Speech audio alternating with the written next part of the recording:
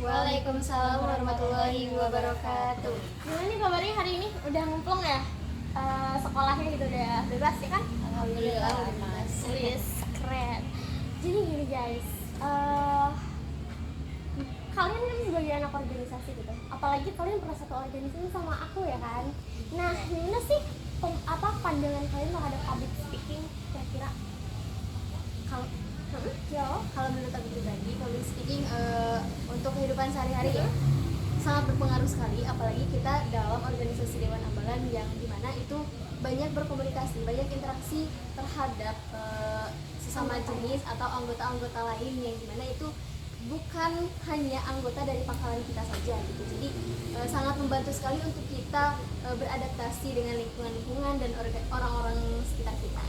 Ya, berarti public speaking itu penting banget ya, apalagi kita sebagai makhluk sosial gitu, yang dimana kita pasti menggunakan interaksi komunikasi secara verbal dan non verbal. Tapi lebih sering atau enak ke verbalnya ya, secara tatap muka dan berkomunikasi langsung gitu kan. Nah guys, tujuan adanya aku di sini mengajak kalian untuk bergabung di event ilmu komunikasi Universitas Majalengka ya, khususnya prodi aku. Jadi di sini kalian akan mendapatkan benefit yang dimana kalian itu bakal lancar di public speaking hanya dalam waktu singkat. Kalian pernah gak sih ngerasa kayak atau enggak kalian pernah gak sih ngeliat RT atau enggak ibu kepala sekolah lah. Nah beliau ini suka dikasih amanah dadakan, kayak misalnya ibu boleh nggak tolong ngisi sambutan, ngisi sambutan, dan itu kadang disampaikan 5 menit sebelum beliau sambutan ya kan. Tapi mereka itu pada bisa gitu. Nah itu tuh ada tekniknya. Setelah aku belajar ilmu komunikasi ya, itu tuh ada tekniknya sebenarnya, dan teknik yang aku pelajari ini sangat gampang ternyata.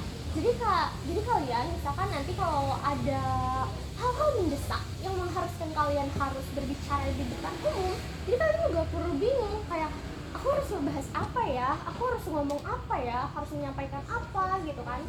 Kalian cukup mengingat struktur komunikasi yang aku berikan nanti. Jadi itu salah satu benefit yang kalian bakalan dapat ketika kalian memahami struktur komunikasi gitu. Jadi kalian tuh nanti berkomunikasi itu akan lebih tersusun, akan lebih rapi gitu. Kalian hanya menyusun kata-katanya aja, dan itu kan bisa dilakukan dengan kalian banyak membaca buku ya kan. Kalian akan mendapatkan kosakata yang lebih banyak gitu tentunya. Nah, setelah tujuan, kira-kira kalian pernah gak sih punya pengalaman yang di dunia public speaking yang menurut kalian itu tuh benar-benar entah pengalaman menyenangkan atau pengalaman yang kurang enaknya? Boleh berbagi cerita? Aku sih dulu kan masuknya tipikal orang yang pendiam. Iya. Cuman pas masuk SMP kita tuh dipaksa buat sering-sering ngomong depan banyak orang. Iya pasti. Ya kayak ada khusus mapelnya gitu. Nah, di situ mulai terbiasa tuh mental tampil depan banyak orang tuh mulai makin terasah gitu. Di situ baru aku sadar kalau public speaking itu emang benar-benar ngerubah diri kita sendiri. Berarti lebih tuh kayak kamu kan tabungan itu kan sih lebih kayak didorong gitu oleh keadaan supaya berani gitu ya, kayak mau gak mau kamu harus bisa public speaking ya kan. Nah kalau kalian sendiri gimana nih kira-kira pengalaman public speaking?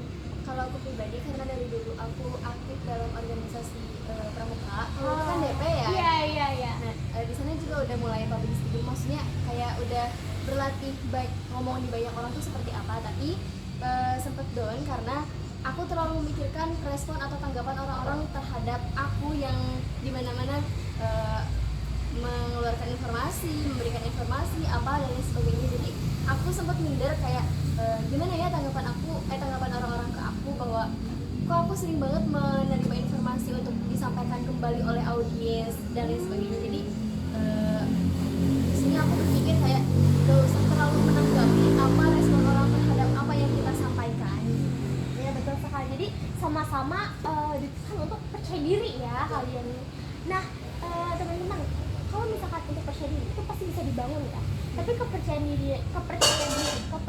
diri kalian sendiri itu juga didorong oleh seberapa lancarnya kalian bisa public speaking, ya kan? Betul. Ketika kalian sudah memahami public speaking itu seperti apa, maka kepercayaan diri kalian itu dengan sendirinya akan tumbuh, kayak ngerasa pede, ih udah bisa nih, alah gampang gitu kan. Iya, Ya kan, jadi kayak gak usah bingung lagi gitu.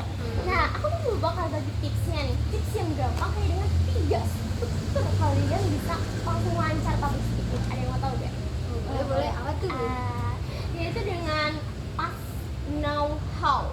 Nah, jadi 3 struktur ini penting, bukan penting sih, lebih kayak membantu kalian untuk menyampaikan informasi dengan sesingkat-singkatnya. Jadi kayak kalian tuh akan lebih mudah menyampaikan suatu pesan hanya dengan lewat bercerita. Kenapa lewat bercerita? Karena past itu merupakan peristiwa masa lalu kalian, peristiwa yang dimana kalian sudah alami hal tersebut. Nah, kalian bisa tuangkan tuh ke dalam pesan-pesan yang akan kalian sampaikan. Terus abis past, now, hari ini, bagaimana sih kalian hari ini? Jadi perubahan, misalkan pas dulu kalian kan kalian punya rasa insecure terhadap berbicara gitu ya, berbicara di depan umum. Awalnya kan orang pede ya. Iya. Nah terus now itu sekarang bagaimana kalian di hari ini gitu, dari proses dari kalian pas dulu, ya kan? Now itu hasilnya. Jadi kayak hasilnya kan yang kalian pede gitu kan, di dalam satu organisasi kalian merasa udah bisa gitu kan. Nah pas now itu menceritakan kalian sekarang, dan sekarang kalian ini udah 180 derajat, kalian berubah dari yang dulunya ngerasa nggak pede atau kurang pede di dalam public speaking. Jadi kalau sekarang kalian masuk pede nih public speaking, udah bisa berani berbicara di depan umum, ya kan? Nah terus yang terakhir, how, bagaimana sih kalian bisa pede gitu. Jadi how itu merupakan suatu proses dari past ke now. Jadi dulu kan kalian rasa insecure, terus tiba-tiba 180 derajat berubah kan, yang now-nya itu kan bikin orang-orang mikir ya kayak kok bisa kan. Nah itu diceritakan how, bagaimana tips dari kalian supaya orang-orang itu termotivasi dengan dengan perjalanan atau pengalaman yang kalian telah lewati. Gimana sih kalian bisa sukses dalam public speaking gitu. Nah kalian di how itu berbagi tips, cara-caranya, misalkan dengan banyak belajar dari nonton tutorial dari YouTube begitu kan, misalkan. Terus dengan banyak berinteraksi dengan orang lain caranya, ya kan? Karena emang berinteraksi dengan orang lain itu lebih lebih menimbulkan kepercayaan dirian yang lebih gitu. Apalagi si teman kita itu, misalkan yang satu kayak sahabat kita sering berinteraksi dengan sahabat itu kan lancar banget ya kan. Ya kalian pernah gibah gitu? Pernah sering lah. Nah itu salah satu gibah. Kalian pernah gibah gini nggak? Kayak contohnya, tahu nggak si Anu dulu kan gini ya, tapi sekarang kok jadi gini. Terus itu dibilang pertanyaan kayak, kok bisa sih jadi kayak gini. Nah itu tuh kalian secara tidak langsung udah mempraktikkan itu di dalam gibah kalian gitu kan.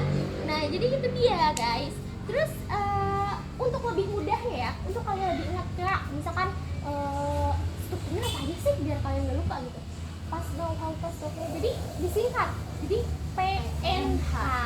Nah itu tuh disingkatannya guys, supaya teman-teman lebih mudah ingat aja. Kayak misalkan dadakan, disuruh bicara dadakan gitu ya, kayak aku udah inget nih ada tipsnya dari Kak Putri dulu gitu kan.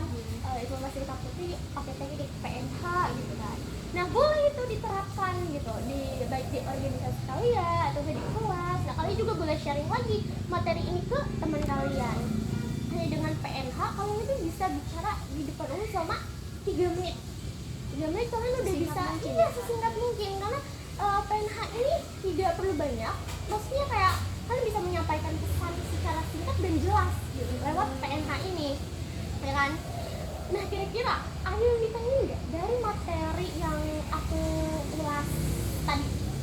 Kalau misalkan kita dikasih kesempatan untuk PNH ini hanya 3 menit, atau kalau misalkan lagi di bagian cerita kita melebihi batas waktu yang ditentukan, itu kira-kira bagaimana?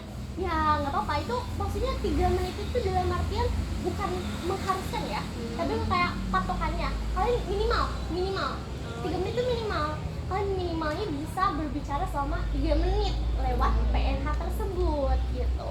Jadi kayak nggak terlalu singkat banget kan, nggak terlalu panjang banget kayak gitu teman-teman.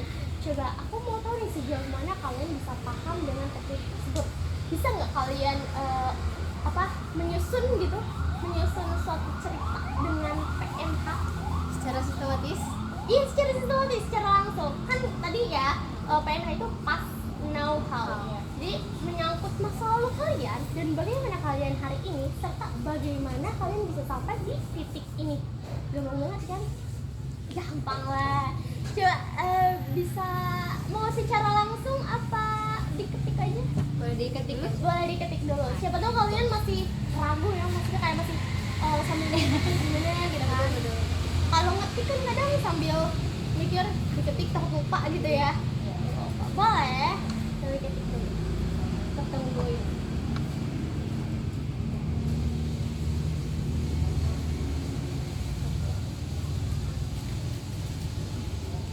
Singkat aja ya guys.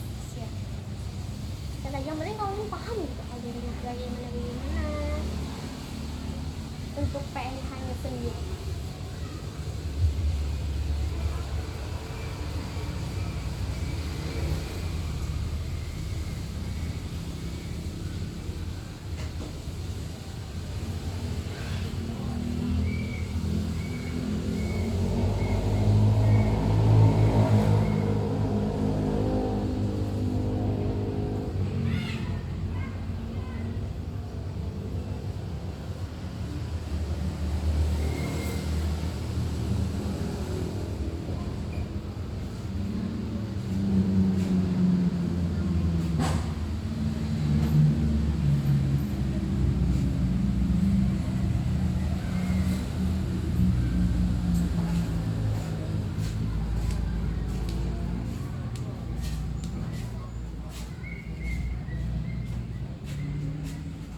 Kalau yang udah boleh langsung dipaparkan aja ya.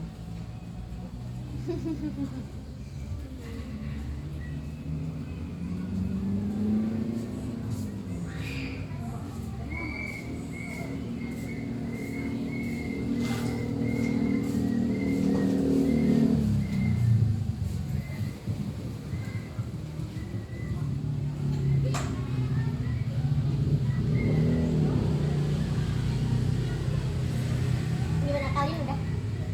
Boleh tolong bacain nggak? Biar aku juga bisa beri masukan gitu. Sebentar. Boleh.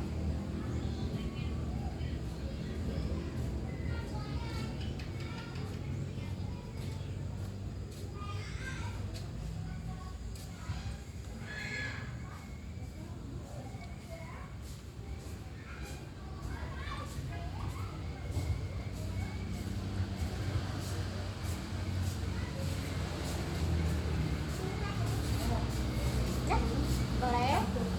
Coba.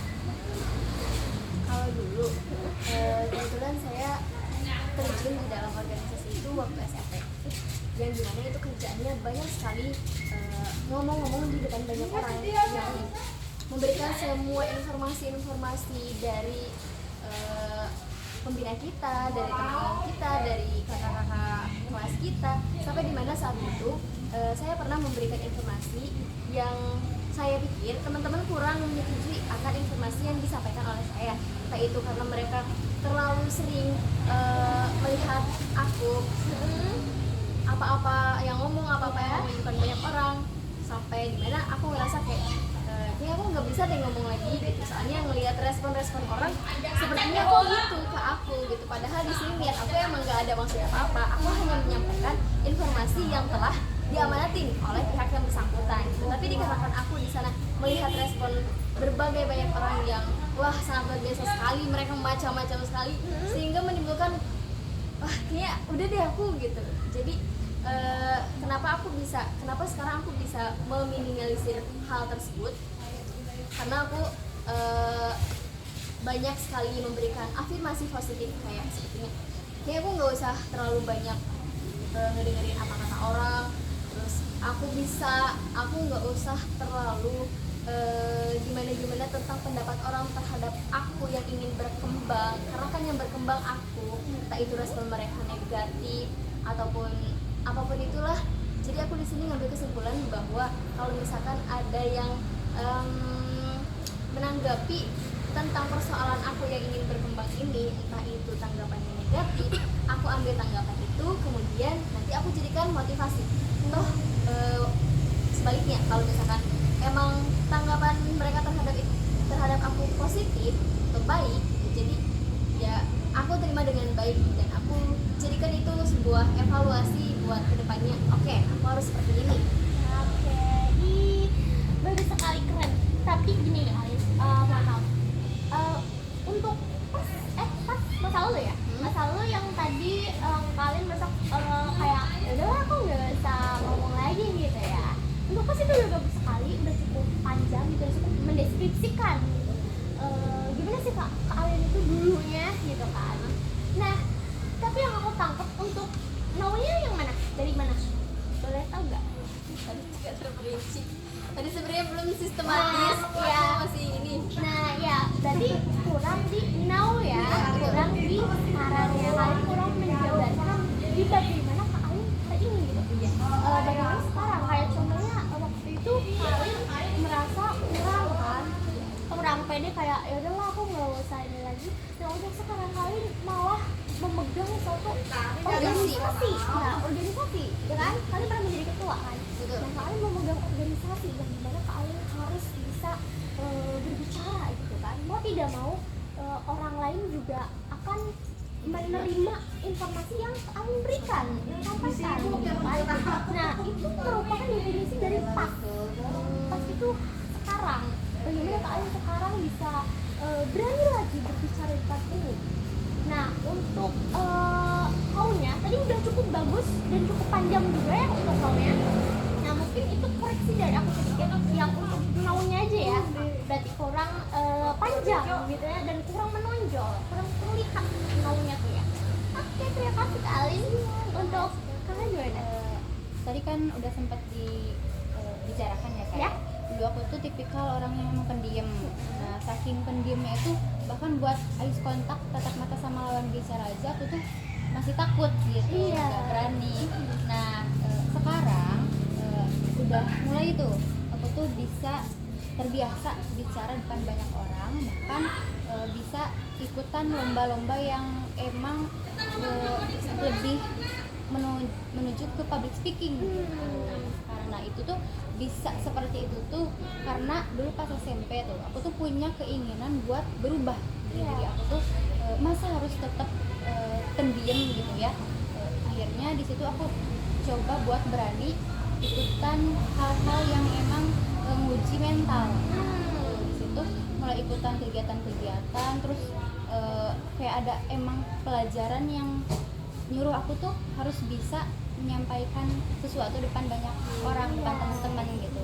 Nah disitulah aku mulai terbiasa dan akhirnya menjadikan itu kebiasaan karena kita tuh bisa tuh karena terbiasa. Nah iya betul sekali. Ya, untuk strukturnya udah kelihatan ya dari pas mana, mau mana, kalau mana. Cuman sama seperti kali kurang panjang ya kan. Mungkin kurang dikembangin, nggak apa-apa guys, masih awal ya kan. Sama-sama belajar aja kita ya kan. Pasti dengan seiring berjalannya waktu dan terbiasa juga ya kan tadi seperti kata Kak Rinda. Nah, karena terbiasa jadi lama-lama bisa gitu. Aku juga awalnya kayak gitu kok, sama kayak ada yang kurang ya kan. Nah terus setelah aku menjelaskan dari awal hingga akhir, kira-kira kalian bertekad ya untuk memahami PNH ini dan mengaplikasikan di dalam public speaking kalian, dalam lingkup organisasi atau misalkan bahkan lingkup yang lebih luas lagi cakupannya ya, kayak seperti di umum gitu ya, atau enggak kalian ketemu banyak orang-orang. Kalau di lingkungan organisasi mungkin orangnya itu aja, tapi kalau misalkan di luar lebih banyak lagi dan lebih luas lagi ya kan. Nah kira-kira kalian bertekad gak menerapkan prinsip PNH ini gitu? Iya, sangat berkesan. Iya, kan? Karena ini udah benar-benar ngebantu kalian kan? Iya, Iya. sangat bagus. Oke, jadi kita sama-sama belajar dan lebih kayak ke ya bersungguh-sungguh gitu ya, belajar public speaking menggunakan PNH ini dan mengaplikasikannya di hidup kita, karena mau bagaimanapun bukan langsung besok ini akan bermanfaat, enggak, tapi bisa jadi di kemudian hari ketika ada urgentnya sesuatu yang benar-benar mendesak kalian, ya kan, kalian bisa dengan mudah mengingat PNH ini. Seperti itu, terima kasih. Terima kasih.